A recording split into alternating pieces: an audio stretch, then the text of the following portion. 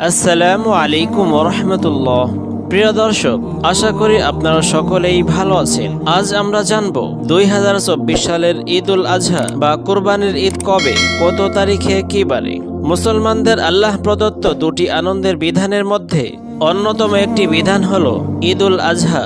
ঈদ উল ফিতরের 2 মাস 10 দিন পর মুসলমানেরা ঈদ উল আজহা পালন করে থাকেন। ঈদ উল আজহা, যা আমাদের বাংলাদেশে কুরবানির ঈদ নামে পরিচিত।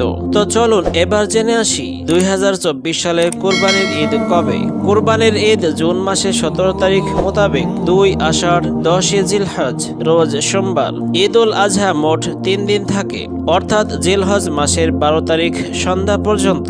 আরবি মাস যেহেতু চাঁদ দেখার উপর নির্ভরশীল, তাই একদিন আগে পরে হতে পারে। আশা করি ভিডিওর মাধ্যমে উপকৃত হয়েছেন। এই ধরনের ভিডিও পেতে আমাদের চ্যানেলটি সাবস্ক্রাইব করে পাশেই থাকুন। আসসালামু আলাইকুম ওয়া রাহমাতুল্লাহি ওয়া বারাকাতুহু।